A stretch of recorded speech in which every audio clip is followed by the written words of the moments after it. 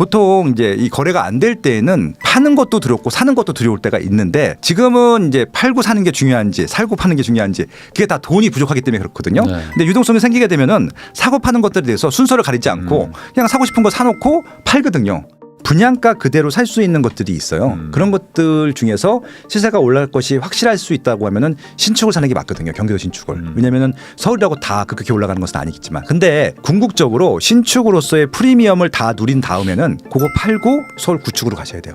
이제 연말이고 사실상 뭐 이제 이 방송 올라갈 때쯤에는 거의 뭐 크리스마스 뭐 그때쯤 될 것 같아가지고 여쭤보는 건데 올 한 해 23년 부동산 시장을 좀 총평하면 어땠을까요? 불확실성의 연속이었던 것 같고요. 일단 2022년도 12월 달이 워낙 하락이 심했던 시기로 끝나서 네. 2023년도 초기도 아마 대부분 다 모든 전문가들이 하락을 전망했었을 것 같아요. 그래서 실제 1월 달, 2월 달, 3월 달까지는 정말 뭐 2022년도 못지않게 네. 하락을 했었는데 3월 때부터 묘한 분위기가 좀 형성이 되는 것 같더니 거래량이 막 증가하기 시작하는 거예요. 2월 때까지 거래가 안 되던 것들이 뭐 거래량이 증가하다 보니까 이제 반등하는 지역들이 나오기 시작했고 그래서 이제 2, 4분기, 3, 4분기까지는 많이 반등한 쪽, 그다음에 좀 조금 반등한 거, 아예 움직이지 않는 지역들, 심지어 계속 조정되는 지역들도 있어서 섞여 있다가 3, 4분기 때는 전국이 다 평균으로 수도권도 포함해서 상승하는 걸로 지수가 찍히더니 또 네. 11월 딱 지나자마자 네. 또 조정 국면. 네.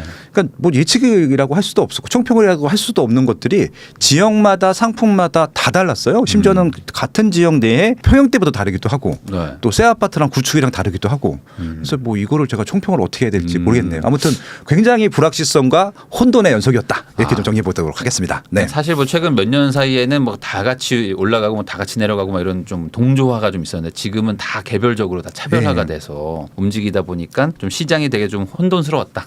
이렇게 예. 좀 정리를 할 수 있겠네요. 그러니까 제가 언론 인터뷰를 하루에 5개 이상씩은 하는데 네. 한 문장으로 요약을 해달라는 거예요. 어떻게 요약을 할지 모르겠어요. 그러니까 어디는 오르고 어디는 내렸는데 네. 네. 그래서 예를 들어서 이제 헬리오시티 같은 단지가 가장 큰 단지잖아요. 전세가 어디는 역전세가 나고 어디는 신고가예요. 네. 그럼 두 개 가지가 동시 같은 시기에 거래가 됐는데 네.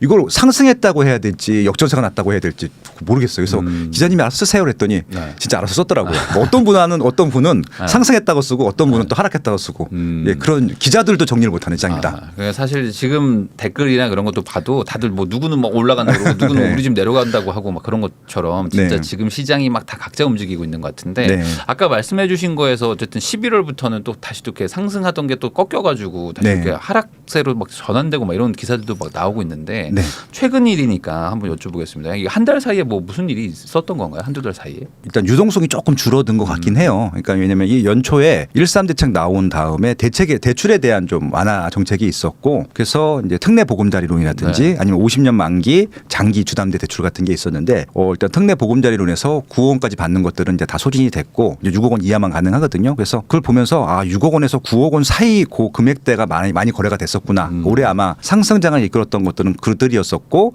네. 그들에서 거래가 있었기 때문에 거기서 이제 한 단계 위로 갔던 사람들이 그거 팔고 위로 갈 수 있었던 시장이었던 것 같아서 2, 4분기, 3, 4분기에 거래가 반등하거나 많이 좀 상승했던 것들은 그 정책 자금을 네. 소진했던 부분들이었던 것 같고요. 그리고 50년 만기를 또 중단시켰기 때문에 매월 상한에 대한 부담금들이 좀 부담스러웠던 것 같아요. 그래서 이제 그 부분들이 일 텐데 거래가 줄고 거래량이 줄고 또 살짝 조정 구매이 나오니까 바로 또 내년에 뭐 청년 네. 뭐 대출이라든지 신생아 대출이라든지 이런 거 나오잖아요. 그래서 그걸 또 기다리시는 분들이 있습니다. 또 최근에 제가 인터뷰를 몇 분 해봤는데 저는 리서처이기 때문에 설문조사 같은 걸 많이 해보거든요. 네.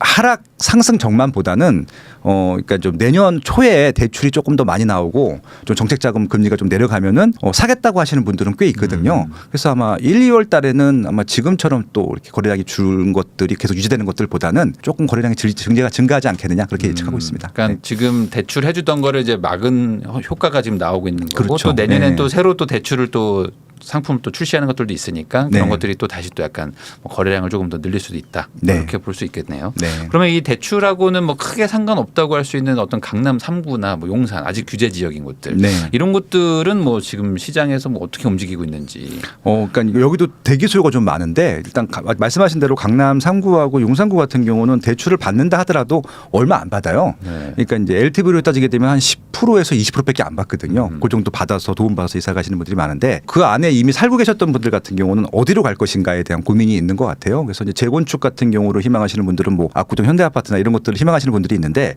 아직 기간도 많이 남아 있고 정책적으로 좀 불안한 것 중에 하나가 뭐 신통기획 뭐 이런 걸로 좀 지원을 해줄 것처럼 보이다가 지원해주면 결국 없고 뭐 공공 기여를 많이 하라고 하기도 하고 예 그리고 이제 아직까지 시간이 많이 남았기 때문에 조금 더 조정이 되면 들어갈까 그런 좀 조절되는 타이밍을 기다리시고 있는 것 같기도 하고요. 네. 그래서 일단은 그 안에 살고 계신 분들도 언제 갈아타야 될지에 대한 고민들이 있고요. 그다음에 그 외부에서 글로 진입하려고 하시는 분들 같은 경우는 아직 좀 비싸다고 생각하는 것 같긴 해요. 네. 예, 근데 이제 조금 이제 거래가 생기기 시작하면 이제 따라 살 텐데 아직까지는 그 안에서 적극적으로 거래가 많이 일어나지는 않고 있기 때문에 그렇게 좀 양쪽 다 안에 있는 사람들이나 밖에 있는 사람들이나 돈이 없는 건 아니고요. 네. 좀 관망을 하고 있는 것처럼 예, 좀 조사는 되었었습니다. 그러면은 지금 시장이 뭐 좀 정체돼 있고 그러다 보니까 뭐 약간 또 상승하다가 또 다시 또 막 보합해서 약간 하락도 하고 막 이러다 보니까 보시는 분들이 이걸 어떻게 판단을 해야 될지 좀 되게 애매하잖아요. 네. 그럼 이제 큰 틀에서는 지금이 어쨌든 한번 조정을 받고 좀 그러니까 저점 구간을 좀 지나가고 있는 건지 아니면 여기서 또 추가 하락 얘기하시는 분들도 있으니까 네네. 어떻게 보세요?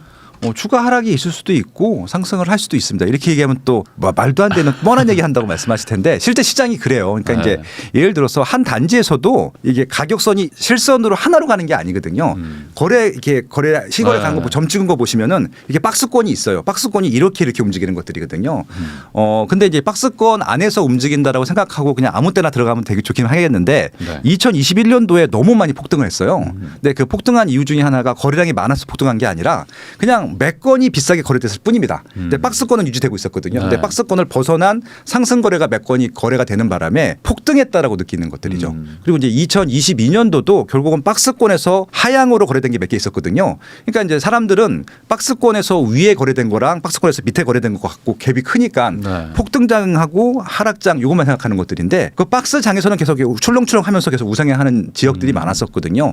우하향하는 지역은 많지는 않아요. 그냥 거의 네. 유지가 되는 거죠. 근데 이제 인플레이션을 했지 못했다는 차원에서 하락을 하고 있는 것들인데 대부분 여러분들이 희망하거나 관심 있는 지역들은 박스권에서는 출렁출렁하고 있긴 하지만 우상향하고 있었거든요. 그래서 이것들 2021년도와 2022년도에 거래량이 적었을 때 매건에 튀는 거래 때문에 지금 이것들이 이 박스권이 있다는 것들이 잊으셨을 텐데 저는 계속 그냥 요거는 유지하고 있다고 생각하고 있거든요. 네. 그래서 뭐 강남 3구, 용산구는 말할 것도 없고 서울의 웬만한 지역들이라든지 경기도의 중상위 지역들은 그냥 박스권 내에서 그 안에서 뭐 상승 거래가 되든 하락 거래가 되든 그냥 쭉 유지가 되고 있다라고 생각하시면 마음이 편하지 않을까라는 좀 제안을 드리고 싶네요. 네. 그러니까 이게 뭐 천천히 올라가는 거지 사실 뭐 이렇게 톡톡 튀는 것들을 제하고 나면은 네. 뭐 엄청난 급등이나 뭐 엄청난 급락이라고 보기도 또 어려울 수도 있는 것인데. 그렇죠. 근데 이게 또 눈에 좀 들어오다 보니까 네. 이제 이것 때문에 좀 약간 뭐 착시 현상처럼 이렇게 느껴질 수도 있다. 왜냐면 가장 극단적인 걸 비교하면 엄청 또 변화가 크니까. 그러니까 지금 34평 국민 평형으로 가장 비싸게 거래된 게 2021년도 9월 달에 거래된 아크로 리버 파크예요. 네. 33평이 46억 7천만 원에 거래됐거든요. 네. 그 지금도 그 기록이 깨지진 않았어요. 9평 중에서는. 네. 근데 그게 딱 한 건 거래거든요. 그 밑에가 40억, 30억 후반대가 대부분이었었고. 네. 그러면 지금도 아크로리오 파크는 30억 후반대 거래가 되고 있거든요. 40억 고 왔다 갔다 하면서. 네. 근데 그 박스 거래랑 비교해 보게 되면은 레미안 원벨리가 역전을 한 셈인데 네. 그 레미안 원벨리가 더 비싼 게 사실이고. 근데 아크로리오 파크가 46억 7천만 원을 찍었기 때문에 레미안 원벨리가 그걸 꺾기 전에는 아래 단계로 평가가 되는 것들이거든요. 네. 근데 지금 레미안 원벨리가 더 비싼 아파트거든요. 제가 가치 네. 평가를 할 때는 그런 차이가 있는 것 같아서 제안을 드리는데 최고가는 극단치잖아요. 지우셔야 돼요. 그다음에 최하가도 극단치잖아요. 지우셔야 되고 그냥 이 박스권에 있는 금액 길이만 비교하시면은 좀 시장이 조금 더 좀 단순해 보이지 않을까라고 좀 생각이 듭니다. 그러면 요 박스권만 비교해 봤을 때는 뭐 지금 어떤 그 박스권이 좀 이렇게 하향한다거나 뭐 그런 어떤 뭐 요인 같은 것들은 뭐 많이 보이지는 않는 걸까요? 정지예요, 정지. 정지. 그리고 이제 그 거래량이 이제 거래량 숫자로 말씀드려야지 정확히 또 이해를 하실 테니까 서울 같은 경우는 아파트가 평균 7천 건에서 9천 건 정도 거래돼야지 매월 네. 한 보통인데 2022년도에 1,000건이 거래됐어요 한 달에. 그러니까 9분의 1 토방이 났잖아요. 네. 그럼 이건 정상적인 거래가 아니라 중간에 있던 메인 수요층들은 거래를 안 했고 극단치 꼭 팔아야 되는 사람들, 꼭 네. 사야 되는 사람들만 싸게 거래되거나 비싸게 사는 사람들만 거래가 된 것들이거든요. 이건 유의미한 통계가 아니거든요. 그래서 올해 조금 이제 거래량이 살아날 때 1, 2월 달까지는 1,000건 거래되다가 3월 달부터 한 9월 달까지는 한 3,000건, 4,000건까지 올라왔거든요. 근데 10월 달, 11월 달 다시 또 1,000건 쪽으로 내려왔기 때문에 지금은 또 유의미한 통계가 아니라서 지금 저가 거래되는 거 가지고 하락했다 상승했다고는 말씀 못 드릴 것 같고 그러니까 올 초나 작년 말보다 좀 거래량이 많았던 8월 정도 전후의 거래로 보게 되면은 좀 상승한 상태에서 정지거든요. 예. 네. 지금 저도 지금 거기까지만 봤어요. 그걸 추적은 못 하겠습니다. 더 이상. 결국에 이제 거래량이 좀 어느 정도 활성화가 돼야 좀 유의미한 데이터가 될 것이다 이렇게 네. 말씀을 좀 하신 것 같은데 뭐 촬영일 기준으로 이제 오늘입니다. 오늘 이제 전 새벽에 이제 미국에서는 이제 금리를 이제 내년에 24년도에 뭐 3번 정도 낮추겠다. 뭐 이런 뭐 점도표도 발표하고 뭐 한국은 지금 뭐 계속 동결하고 있는 상태고 네. 한마디로 지금 이제 금리가 이제 좀 변화를 할 어떤 움직임들을 조금 보이고 있는데 뭐 내년도에는 어쨌든 금리가 좀 지금보다는 확실히 변할 것 같은데 이 금리의 영향은 뭐 내년에 어떻게 될 거라고 보세요? 처음에도 말씀드렸다시피 금리 같은 경우는 이제 대출에 영향을 주기 때문에 매월 상한에 대한 금액 부분에 대한 부담이 있을 수밖에 없거든요. 당연히 금리가 2021년도보다는 2022년도가 거의 2배씩 올랐기 때문에 한 100만 원 하던 분들이 150만 원이나 200만 원 내는 상황까지 갔었거든요. 그렇게 되면 아무것도 못하는 상황이잖아요. 근데 지금 150이나 200을 내시던 분들이 다시 150이나 100만 원 내려오게 됐었거든요. 그러면은 이분들이 이것들을 소비를 하기보다는 오히려 자산 쪽으로 넣을 가능성이 높다고 생각을 해요. 그래서 저는 투자를 적극적으로 할 것 같지는 않고요. 금리가 네. 내려간다 하더라도 그래서 좀 상급지로 갈아타기 하려는 수요들은 이번 기회에 좀 움직이시려고 할 것 같아요. 그 이 중에 하나가 보통 이제 이 거래가 안 될 때에는 파는 것도 두렵고 사는 것도 두려울 때가 있는데 지금은 이제 팔고 사는 게 중요한지 살고 파는 게 중요한지 그게 다 돈이 부족하기 때문에 그렇거든요. 네. 근데 유동성이 생기게 되면은 사고 파는 것들에 대해서 순서를 가리지 않고 그냥 사고 싶은 거 사놓고 팔거든요. 살 사람들이 있으니까. 그래서 아마 좀 거래를 활성화하는 데 있어서 사고 팔구를 조금 원활하게 해줄 게 금리 인하다 그렇게 생각하고 있습니다. 그러니까 어쨌든 지금의 어떤 좀 얼어붙은 장세가 그 금리나 이런 것들이 조금 유동성이 공급되면은 뭐 어찌됐든 좀 거래량이 좀 늘어나긴 할 것이다. 그렇죠.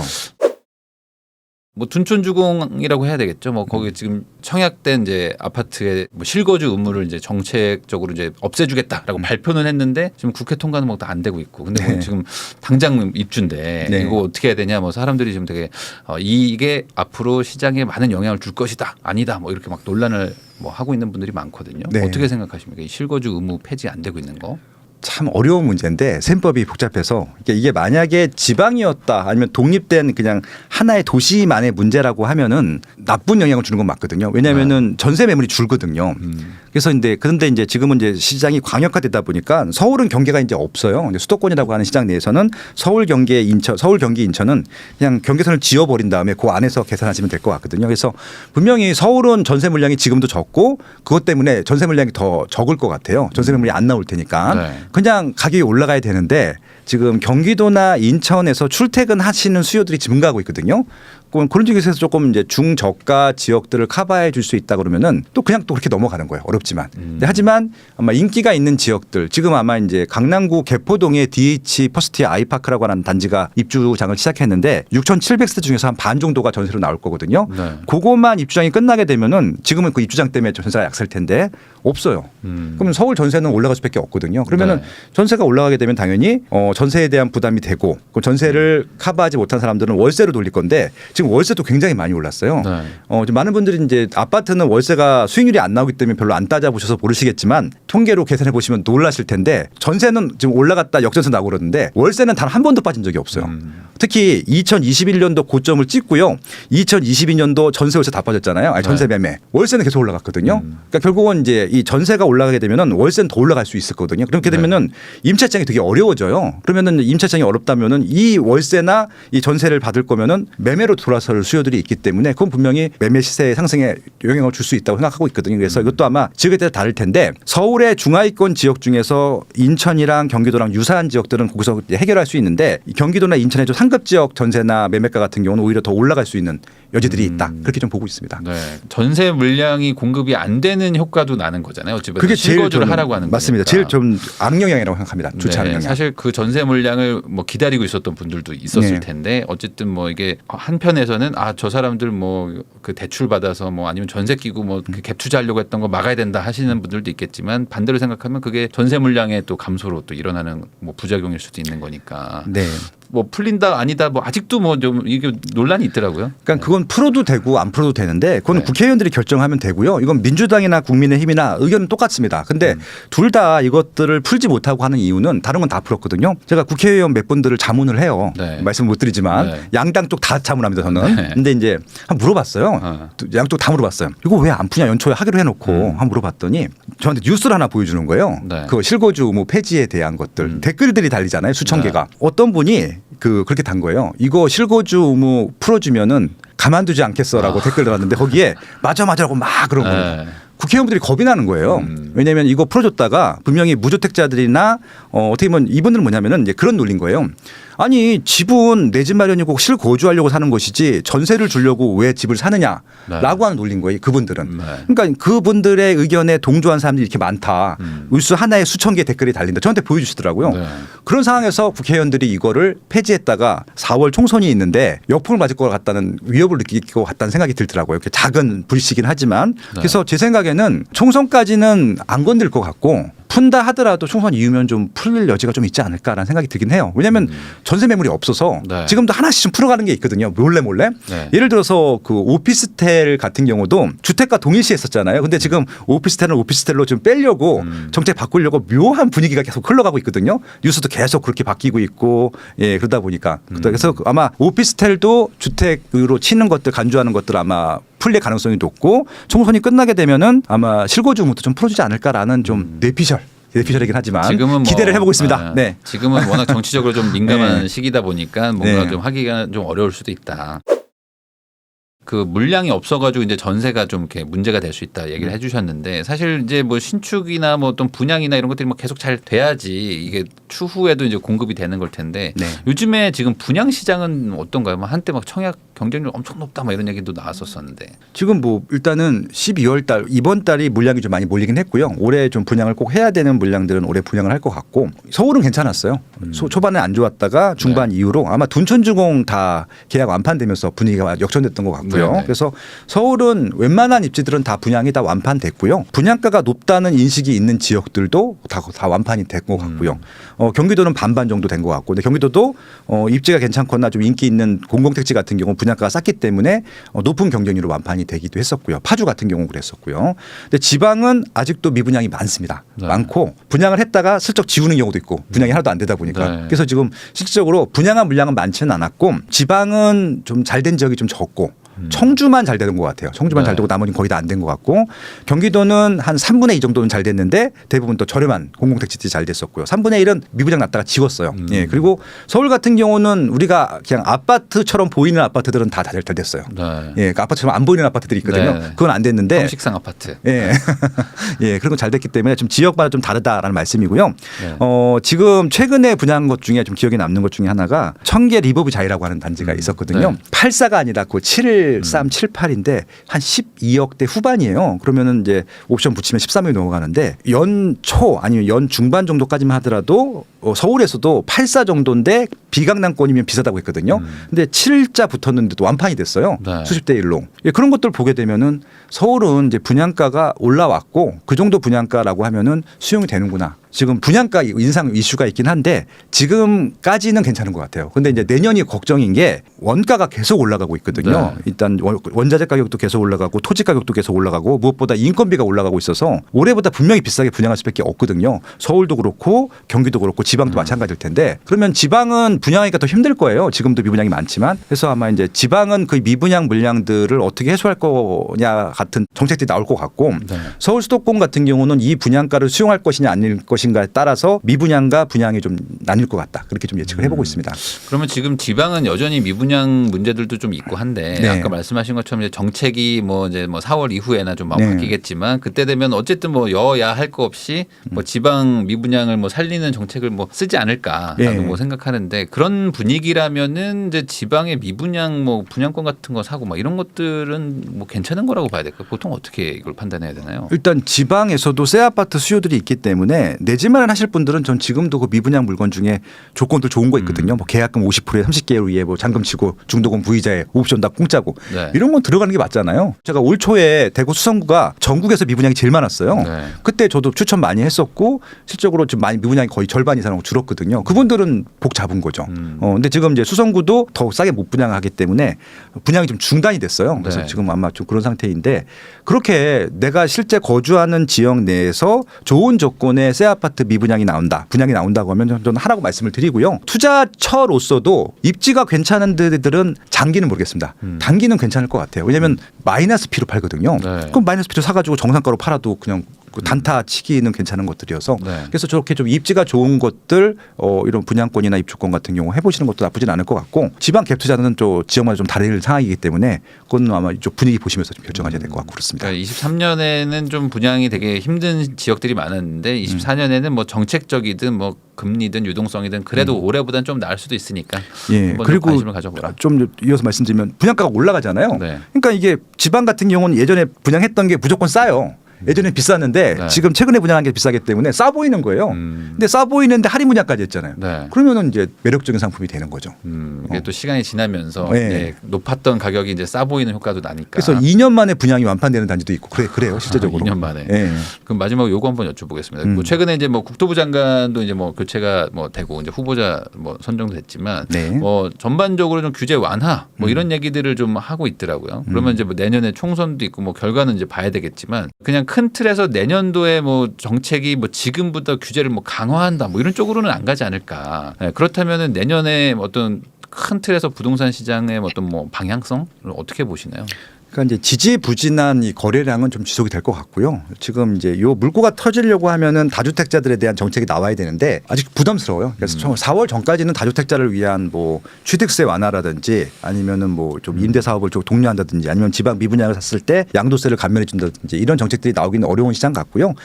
실거주 위주로만 거래가 많이 될 것 같아요. 그래서 결국은 이제 아까 말씀드린 대로 좀 비싸더라도 실거주 꼭 해야 되는 입지들은 이제 그 정도 선에서 박스권 내에서 거래가 될 것 같고 이후에 분양하는 이제 분양가들이 높아져서 실제 기존 구축들이 싸 보이는 것 같은 경우는 구축들도 거래가 될 것 같고 그래서 좀 부분적으로 실거주자들이 판단하는 아마 시장이 될 것 같은데 구축이든 신축이든 아마 그렇게 좀 그쪽에서만 좀 인기가 있거나 실거주로서 좀 수요가 있는 지역들만 좀 움직이지 않을까 그렇게 예측하고 있습니다.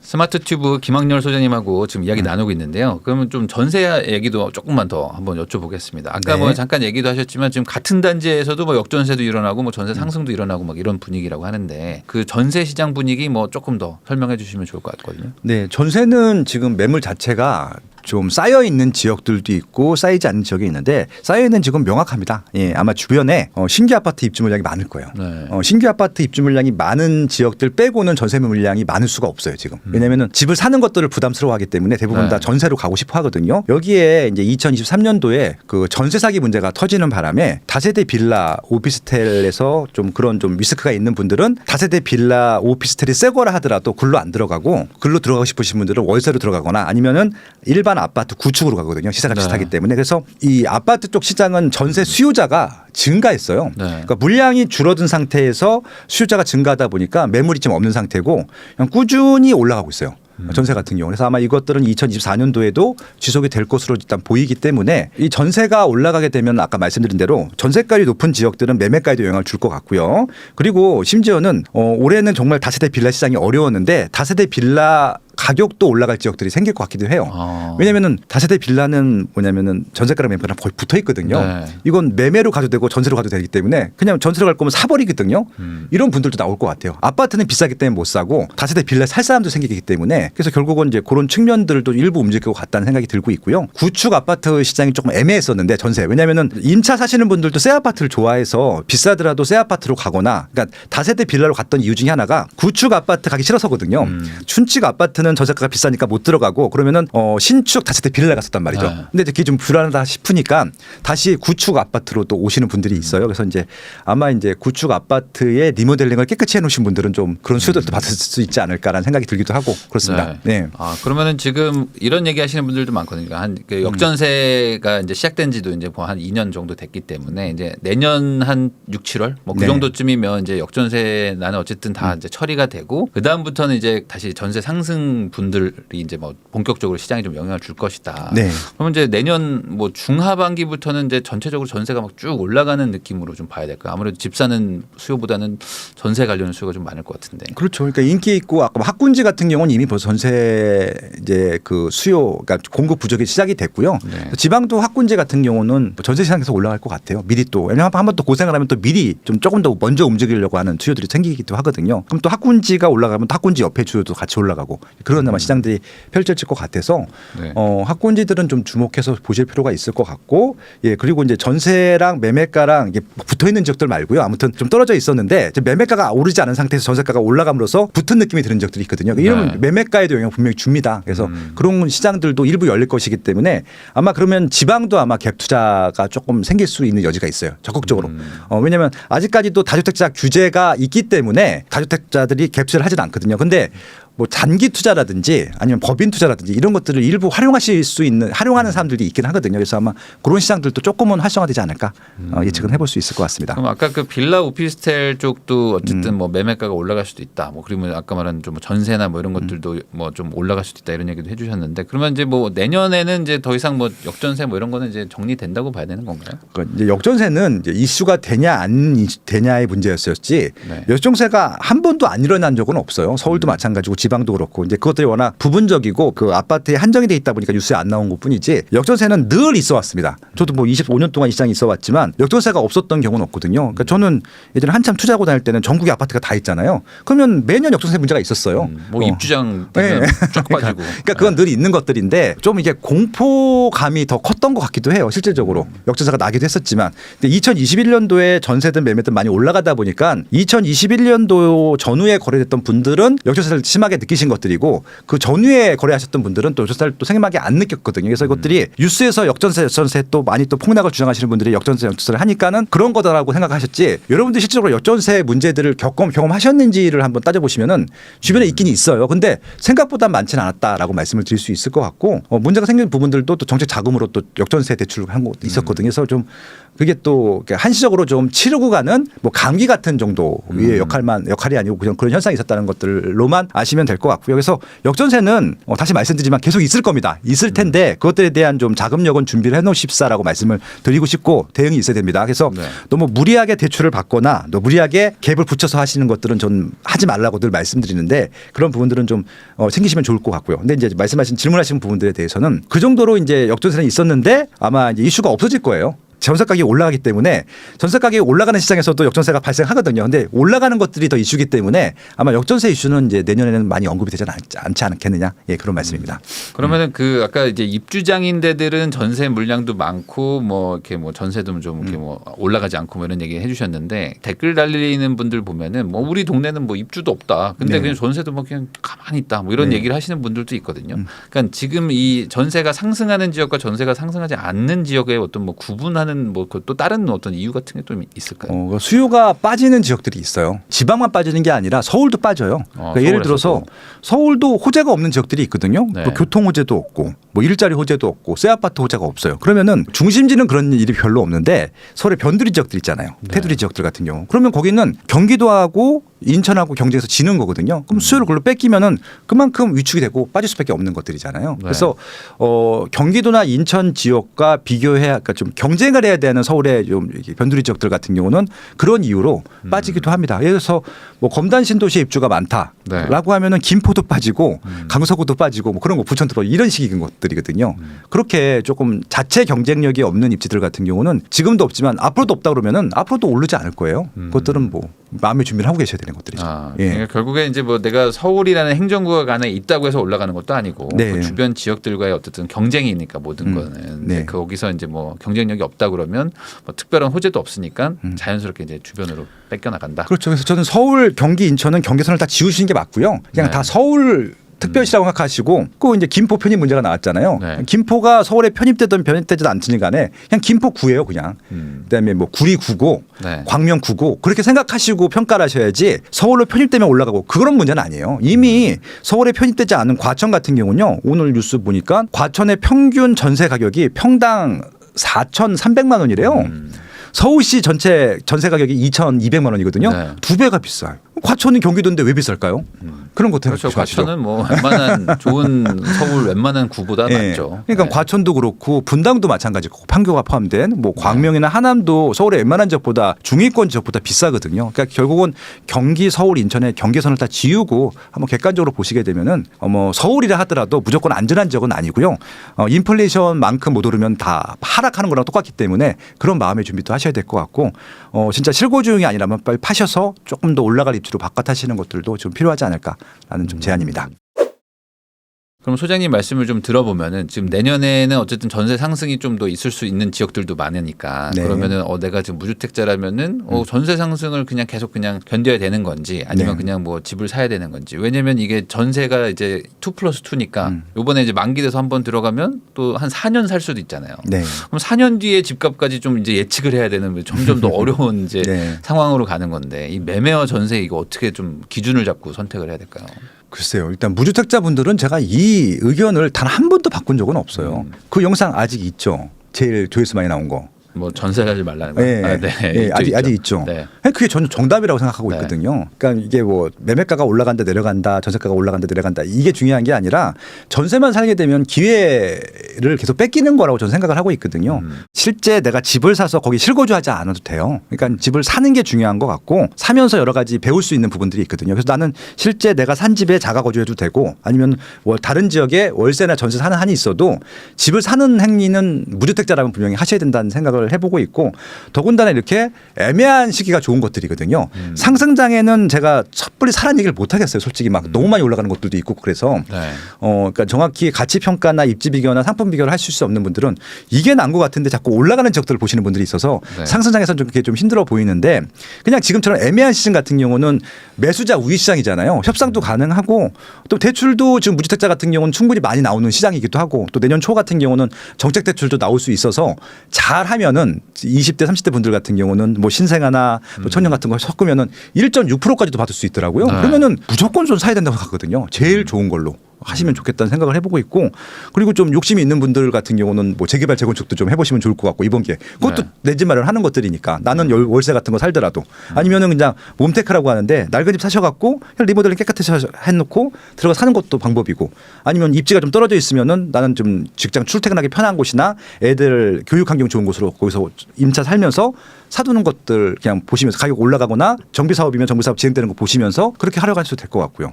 저는 그냥 이 의견을 한 번도 바꾼 적은 없어요. 예, 그래서 그냥 하셔라. 네, 근데 이제 또 이제 네. 전세를 고민하시는 분들은 결국에 이게 네. 뭐 잠깐은 뭐 올라갈 수도 있지만 한 3, 4년 뒤에 다시 내려갈 거라면 내가 잠깐 뭐 힘들어도 뭐 전세를 살겠다 뭐 이런 생각을 하시니까 항상 그래도 살 수 있다면 좀 사는 게 특히 예. 이제 정책 자금을 좀 그렇죠. 활용해서 그 정부에서 정책 자금을 낼 때는 무조건 사는 거예요. 무조건 사기를 추천드리고요. 내년에 1%대 금리는 2021년도 우리 저 1% 2% 금리 받았을 때도 1%대 금리 받으신 분 거의 없어요. 대부분 다 2%대 받았었죠. 네. 예. 그리고 대부분 다 4%대 원래 전후 금리를 받아요. 그래서 그냥 무조건 정책 자금 받을 수 있는 분들은 그걸로 저 집을 사시고요. 더 빠질 때 사면 좋지 않겠느냐. 네. 좋죠. 좋은데 더 빠질 때 타이밍 우리가 몰라요. 그러니까 그거는 그냥 뭐라 그럴까요? 그냥 내가 조금 더 수업료를 지불했다는 생각으로 들어가시면 좋을 것 같고 내가 산 가격보다 비싸게 팔 수 있으면 되는 거잖아요. 네. 그렇게 좀 생각해 보시면 좋을 것 같아요. 그러니까 이제 예를 들어서 그 하락을 주장하시는 분들이 있어요. 네. 예, 아니 노골적으로 하시는 분들이 있는데 그분들도 집을 안 팔거든요. 왜냐하면 하락을 주장하시는 분들 같은 경우는 집을 팔고 내려갔을 때 사면은 더 이득이잖아요. 네. 근데 그렇게 안 하시잖아요. 왜냐하면 그분들도 얼마큼 언제까지 할지 모르거든요. 네. 상승도 마찬가지지만. 근데 적어도 괜찮은 입지에 괜찮은 아파트들은 단기적인 등락이 있을 줄 모르겠지만 우상향하는 것은 명확하거든요. 박스권 내에서. 예, 그래서 특히 무주택자분들은 이 얘기를 아무리 많이 해도 귀에 안 들려오실 텐데 일단 집을 산 그날부터 아마 보이기 시작할 겁니다. 하루라도 빨리 좀 내 집 마련 하시는 것들을 추천드리고 싶어요. 근데 이제 또 이런 고민도 있으신 게 이제 지금 뭐 이렇게 집값이 막 올라가고 이런 분위기가 아니라면은 내가 지금 뭐 대출 받아가지고 뭐 5억 6억짜리 사는 것보다 한 1년 2년 모으면 또 한 몇천 또 모이니까 그걸로 7, 8억짜리 사면은 어쨌든 가격이 높으면 무조건 좋은 동네로 좀 갈 수 그렇죠. 있잖아요. 예. 그러다 보니까 이제 기다려서 좀 해보자 막 이런 생각이 있는데 예.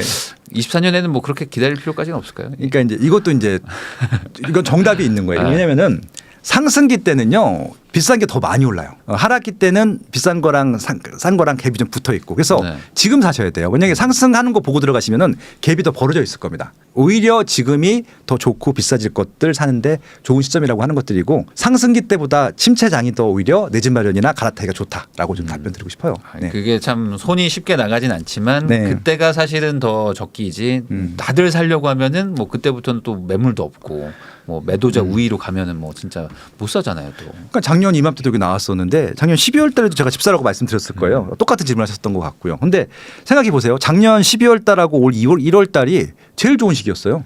지난 1년 동안. 네. 왜냐하면은 거의 50% 40% 할인된 가격으로 할 수 있었거든요. 네. 그것들이 다 지금 반등해서 한 20, 30%는 다 반등을 했단 말이에요. 그래서 예를 들어서 동탄도 그랬었고 뭐 여기 위례, 광교 그다음에 송도도 그랬고요. 저희도 얘기했죠. 둔촌중공 같은 경우는 그때 미분양 나갔고 줍줍까지 나왔었잖아요. 네. 제가 줍줍 하시라고 계속 말씀드렸는데 그때도 주저주저 하셨거든요.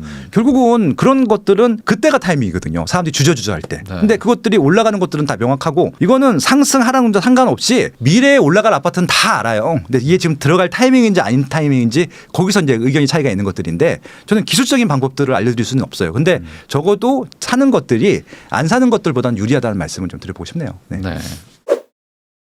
스마트튜브 김학렬 소장님하고 같이 이야기하고 있는데요. 그 2024 결국은 부동산. 우리나라는 결국은 부동산이 뭐 다 대세고 네. 다 뭐 자산의 한 80%가 다 부동산에 들어가 있고 막 그러긴 한데 네. 뭐 이 책 제목처럼 24년에 다시 이제 부동산 투자를 하고 싶다. 난 이제 이번에 선택하겠다 하는 분들은 결국에 또 어떤 지역을 사느냐. 뭐 금액은 내가 이제 뻔한 거고 어떤 뭐 유망한 지역이라거나 뭐 좀 보고 계신 그런 데가 있을까요? 정답이 딱 정해져 있긴 한데 뭐 이렇게 좀 침체가 돼 있을 때 제일 비싼 거 사라고 말씀드렸으니까 뭐 서울, 경기, 인천이에요. 예, 서울, 경기, 인천이고 그리고 지방의 이제 관역시급들 주로 많이 보고 있고요. 자기가 지불할 수 있는 최대의 경제적 능력치를 활용해서 그냥 제일 상급지 갈 수 있으면 그렇게 가는 것들을 추천드리죠. 아 근데 이제 이게 요런 또 고민이 되지 않습니까? 네. 예를 들어 뭐 서울의 구축이냐 경기도 신축이냐 둘 다 가격은 막 비슷해요. 네. 그러면은 이제 뭐 뱀의 머리냐 욕의 꼬리냐 막 이걸 또 선택하는 게 네네. 복잡하다 보니까 네. 그래서 결정이 안 되는데 뭐 어떤 뭐 기준 같은 거 좀 있나요? 그러니까 이게 좀 답이 될지 모르겠지만 그러니까 신축이 시세가 많이 올라요. 오르는데 그 신축을 얼마에 샀는지가 되게 중요하거든요. 그래서 제가 지금 장이 좋다고 하는 이유가 좀 뭐냐면은 분양가 그대로 살 수 있는 것들이 있어요. 그런 것들 중에서 시세가 올라갈 것이 확실할 수 있다고 하면은 신축을 사는 게 맞거든요. 경기도 신축을. 왜냐면은 서울이라고 다 그렇게 올라가는 것은 아니겠지만. 근데 궁극적으로 신축으로서의 프리미엄을 다 누린 다음에는 그거 팔고 서울 구축으로 가셔야 돼요. 상급 입지에. 대표적인 게 저는 이제 마포구가 2012년도에 마포 레미안 푸르지가 분양을 했어요. 네. 분양률이 15%였어요. 85%가 미분양인데 그때 제가 사라고 막 말씀드렸었거든요. 분양가가 6억이었어요. 6억. 84가. 네. 6억인데 그게 결국 21억까지 올라갔었는데 제 이제 동생, 제 후배는 그걸 18억 정도일 때 팔았어요. 네. 팔고 역삼동에 있는 구축 아파트 갔거든요. 그냥 수평 이동을 해버렸어요. 네. 그렇게 하는 거예요. 네, 역삼동에 10년 차가 넘은 구축 아파트 가는 게 더 이득이죠. 왜냐하면 네. 역삼동 구축 아파트는 30억이 됐거든요. 네. 그런 거잖아요. 근데 마포 레미안 푸르지는 30억까지 못 가잖아요. 그러니까 이거는 새 아파트로서의 프리미엄을 초반에 누린 다음에 상급지 구축으로 갈아타는 게 갈아타기의 정석이거든요. 그렇게 좀 하라고 말씀드리고 싶어요. 아, 아무래도 이제 신축발이 좀 있을 때 그렇죠. 신축발을 충분히 좀 누리고 그걸로 이제 입지 좋은 곳으로 또 가는 식으로 그렇죠. 이렇게 갈아탄다. 근데 아무데나 신축은 안 돼요. 왜냐하면 미분양 신축도 많기 때문에 네. 입지가 좋아지고 있는 곳에 신축이어야 된다는 겁니다. 네. 그러니까 남들 대비 유의미하게 조금 나 혼자 먼저 올라가는 그런 데들이 있으니까 그걸 그렇죠. 가지고 갈아타게 하는 전략을 말씀해 주셨는데 상대적으로 이렇게 하는 건 어떨까요? 그러니까 지금 뭐 서울의 소위 뭐 살기 좋은 동네들은 뭐 바로 막 회복을 했는데 네. 아까 말씀하셨던 또 외곽 지역이나 이런 곳들은 아직 상대적으로 회복이 좀 덜 된 곳도 있어가지고 얘네들이 이제 좀 키 맞추기 해서 뭐 이렇게 따라 올라오지 않겠는가. 네. 그래서 미리 지금 뭐 약간 아직은 뭐 반등이 좀 덜했어도 서울 외곽지 좀 가는 거 어떨까 이렇게 네. 생각하시는 분들도 있는데 이게 뭐 따라 올라온다고 봐야 될까요? 그러니까 단순하게 서울 외곽지라고 가는 것이 아니고 시세가 안 올랐다고 선택하시면 안 되고요.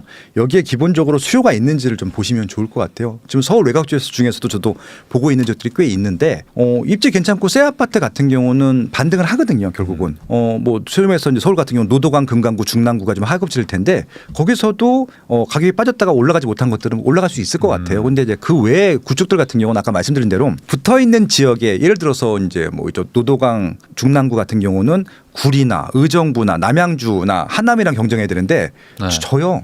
새 아파트가 아닌 이상. 그래서 그런 부분들을 한번 고려해 보실 필요가 있을 것 같아요. 차라리 거기를 선택하려면 하면은 그 신도시의 신축들을 선택하시는 게 맞을 것 같고 더군다나 뭐 8호선이 내년에 개통되는데 남양주 구리는 엄청 호재거든요. 그러면 거긴 더 뜰 거란 말이죠. 네. 그러면은 서울의 외곽지보다는 그게 더 날 수도 있는 것들이고. 그래서 그것들은 항상 비교를 해보셔야 돼요. 주변 네. 경기도에 있는 것들과 이 서울이라고 무조건 올라간 것이 아니기 때문에 외곽지를 관심을 갖는데 분명히 이렇게 강남부터 시작해서 좀 퍼지잖아요.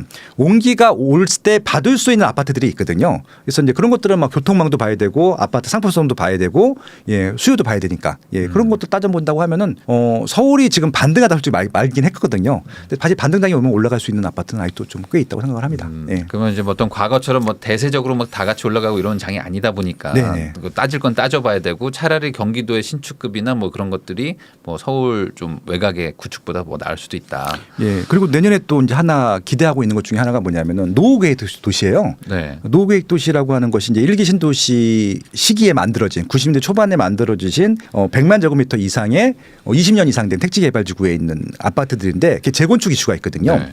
근데 서울의 나홀로 아파트들, 구축 아파트들 같은 경우는 재건축 이슈가 전혀 없어요. 그것들은 재건축 안 될 거예요, 솔직히. 서울에 네. 있어 하더라도.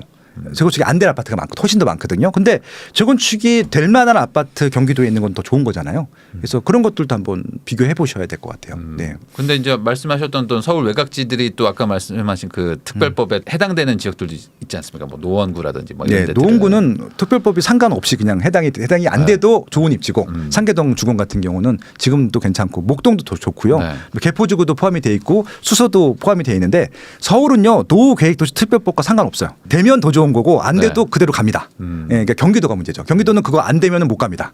못 가는 지역 아니 다 못 가는 건 아닌데 못 가는 지역이 많아져요. 네. 예, 그 돼야지 되는 것들이고 그래서 그것들을 한번 비교해 보실 필요가 있을 것 같아요. 그렇게 따지면은 뭐 서울 외곽에 있는 뭐 재건축 추진 가능성 있는 단지들을 가는 것도 뭐 나쁜 선택은 아니겠네요. 그렇죠. 예, 네. 좋죠.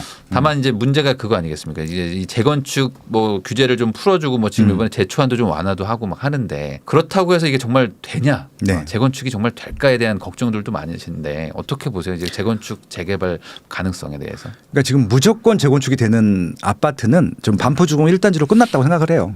그렇게 사업성이 높은 거. 네. 내 돈 10원도 안 내고 초과 환수금도 안 내고 돈 돌려받고 예, 돈도 받고 막 두 채를 받고 네. 10원도 안 내는데 그런 단지들은 이제 반포주공 1단지가 마지막이었고요. 네. 지금부터는 다 중층 재건축이기 때문에 추가 분담금이 무조건 들어갑니다. 추가 분담금을 안 내고 할 수 없어요. 네. 이것들이 이제 그 단지 조합원들이 감당할 수 있느냐 없느냐 가지고 결정이 될 것 같고요.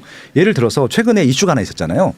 상계주공 아까 노원구 네. 상계주공 5단지가 추가 분담금을 5억을 내라고 했다는 거예요. 그러니까 이게 결국 이제 13평 아파트가 지금 매매가가 5억인데 네. 야, 5억에 사서 추가 분담금 5억을 낼 것 같으면은 이걸 왜 사느냐. 그래서 이제 조합들이 불만이 제기했고 GS건설이 시공사인데 그냥 해지를 시켜버렸던. 그러니까 결국은 이제 한 단지에서 5억이라고 하는 추가 분담금을 낼 수 있느냐 낼 수 없느냐. 그러니까 이게 뭐냐면은 이제 꼭 5억이라고 하는 게 상징적인 금액은 아니에요. 그 입지에서 그 정도 비용을 지불할 사람들이 없으면 못 가는 것들이거든요. 근데 거긴 갈 거예요.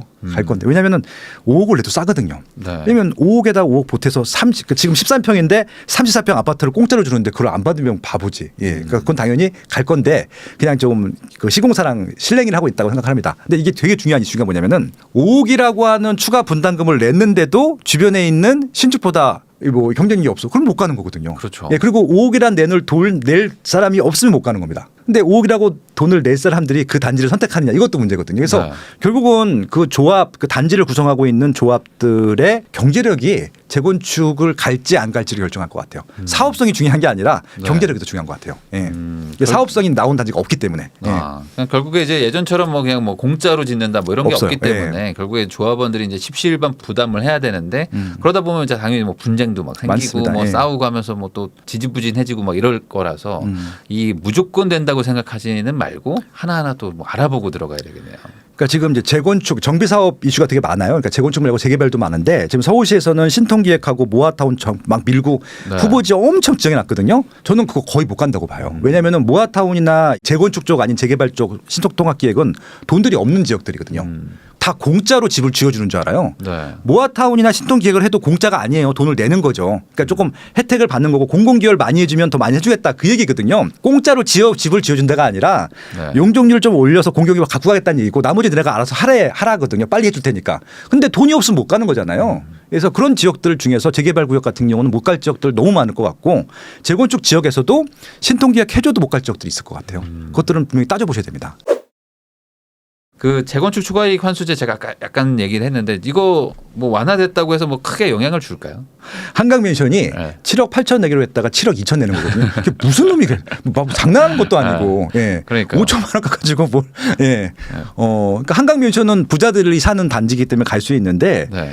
점점 시세가 올라갈 거잖아요. 네. 문제는 생각을 해보세요. 이게 그 추진위 때는 정말 싼 아파트였을 텐데 준공 때쯤에는 비쌀 수밖에 없잖아요. 근데 주변에 다 같이 비쌀지는 모르겠는데 이제 신축만 비싸질 거예요. 월등히. 네. 그러면 격차가 많이 벌어지기 때문에 초과이익 환수금을 안 낼 방법이 없습니다. 이거 여당도 알아요. 그러니까 이 분들이 이게 주요 세금의 원이기 때문에 이걸 없애고 싶어 하는 것 같지는 않아요. 그래서 국민들의 저항을 막는 선에서 받고 싶은데 그러면 더 못 가죠.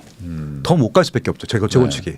예. 그러니까 오히려 지금 그래도 재건축 투자가 정말 맞냐 이게 재건축 초과이익 환수제가 어쨌든 계속 살아 있으니까 이게 그 어떤 기대감은 생기겠지만 이게 현실성이 있을까라는 뭐 의문을 갖는 분들이 좀 있더라고요. 그래서 이제 여러 가지 이유가 있지만 결국 경제력에는 이것도 포함될 수 있거든요. 네. 재건축 초과이익 환수금을 낼 수 있는 조합원들의 경제력이 있는지 그것도 아마 사업성에 반영이 되기 때문에 네. 재건축의 진도 여부, 진행 여부에 큰 영향을 줄 것 같고요. 근데 좀 재밌는 사실은 저 세금을 낸 단지가 아직도 없대요. 그렇죠. 그러니까 그게 너무 아이러니한 거예요. 네. 저기 지금 반포에 처음자로 받았던 그 단지 네. 1억 내 있는데 아직도 안 냈다고 하더라고요. 이게 무슨 법인지 안 내도 되는 건가요 그럼? 그러니까 뭐 부과는 하는데 뭐 안 내고 뭐 있으면 좀 징수도 안 하고 약간 좀 네. 애매하게 지금 다들 그래서 지켜보고 있는. 그래서 뭐 이게 안 내면 입주 못 한다고 하는데 다 입주해서 살고 있던데 네. 뭐 어떻게 해야 되는 건지 모르겠네요. 네.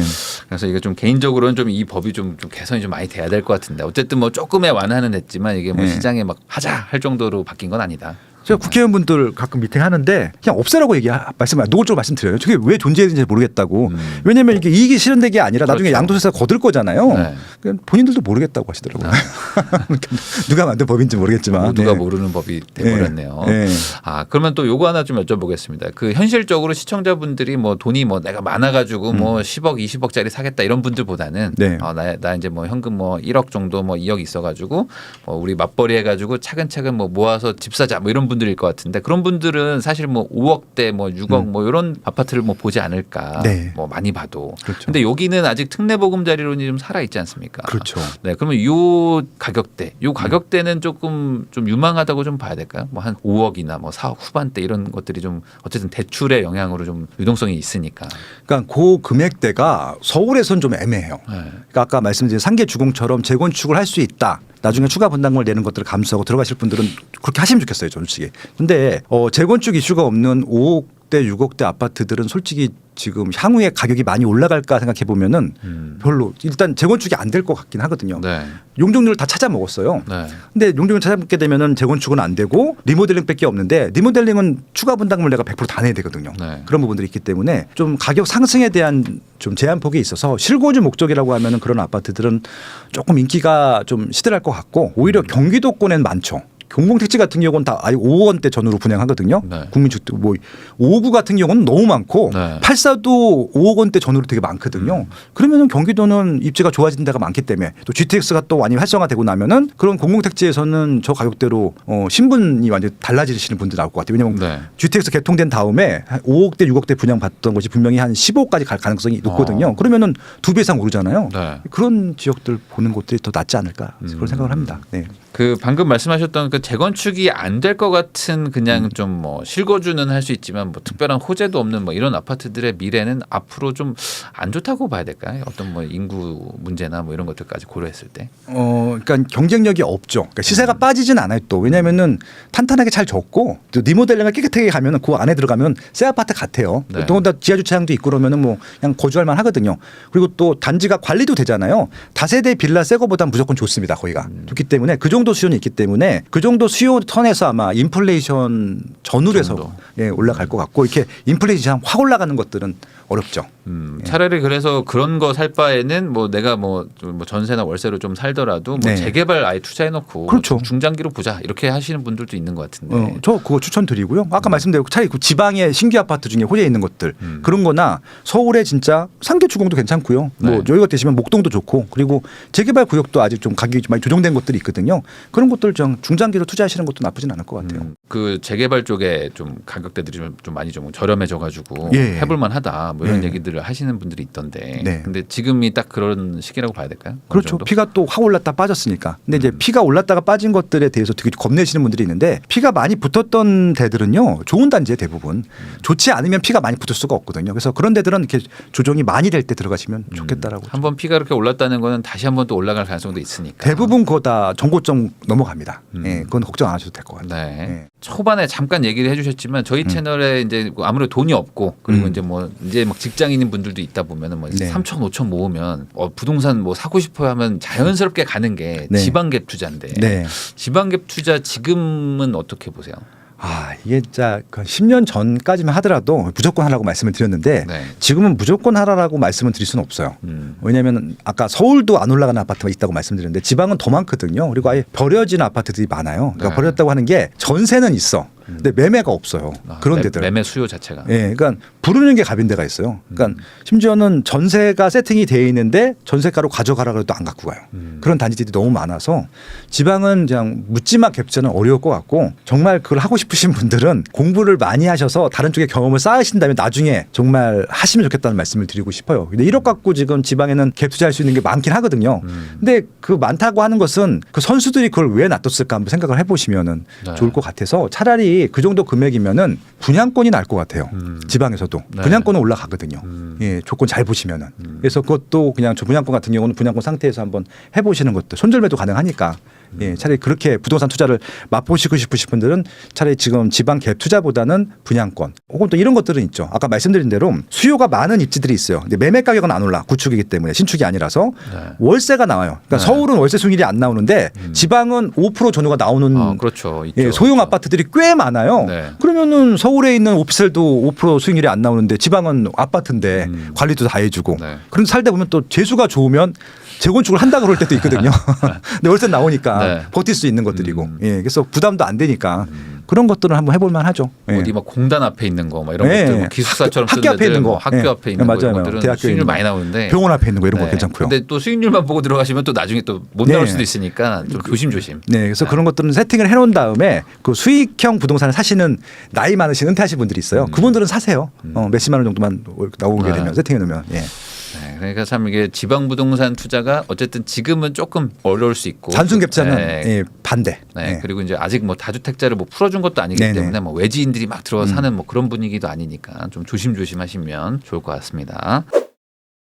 아니 또 이번에 그 23분이서 쓰셨는데 어쨌든 네네. 2024 결국은 부동산 뭐 이런 책 제목처럼 이 24년도에 이제 부동산 투자를 하려고 하는 분들이 사실 이 변수도 많고 네. 지금 내년에 뭐 지금 뭐 금리도 뭐 바뀔 것 같고 뭐 지금 공급도 막 부족하다 그러고 뭐 복잡스럽단 말이죠. 그렇죠. 이럴 때 또 다가올 또 새해니까 네. 좀 이 부동산에 대해서 어떤 좀 생각을 가지고 접근을 하면 좋을지 얘기해 주시면 좋을 것 같습니다.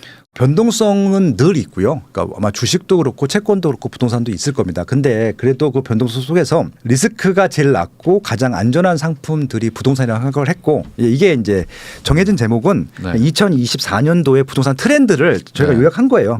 그래도 다른 자산 투자하는 것들보다는 결국은 부동산 투자하는 게 낫겠다라고 네. 좀 제안하는 것들이거든요. 이 책에는 23명이 아파트 투자만 하시는 분들이 아니라 각 분야 전문가가 다 있어요. 예를 들어서 토지 투자하시는 분, 상가 투자하시는 분, 지산도 있습니다. 네. 지산도 지금 할 만한 것들이 있기 때문에 그리고 아파트도 있고 분양권도 있고요. 그리고 대출 전문가도 있고 경매하시는 분도 있고 아무튼 다양하게 해놨는데 이게 분야를 다 쪼개 보니까 23명이 자기 다 전공 분야를 쪼개 보니까 있는 거예요. 그러니까 무조건 뚱쳐서 어렵다라고 하니까 없는데 다 디테일하게 쓰고 나니까 있어서 이 책은 아마 다양한 대안들을 제시해 주실 수 있을 것 같아요. 예를 들면 이런 거죠. 그러니까 이제 분양권 아까 말씀드렸다시피 지방 같은 경우는 미분양이 많잖아요. 네. 미분양이 많기 때문에 미분양 투자할 수 있는 게 많은 거예요. 일단은 미분양이 생겨야 미분양 투자하는 거니까 네. 예, 그런 부분들부터 시작해서 그리고 대출이 내년에 올해보단 나을 것 같아요. 그 특례 보금자리론 때문에 덕을 보신 분들 올해 많으셨잖아요. 그러면 내년에 특례 보금자리론에 준하는 대출이 나올 것이기 때문에 그런 것들도 한번 활용해 보시면 좋을 것 같고요. 그리고 내년에 다른 건 모르겠지만 경매에는 굉장히 많이 나올 것 같아요. 괜찮은 물건들이. 네. 왜냐하면은 이제 무리하게 대출 받았던 분들 중에 뱉어내신 분들이 있는데 1금융권 대출이 아닌 분들이 있어요. 단기 좀 대출이자가 높은 것들, 예를 들어서 이제 대부업 하시는 분들한테 네.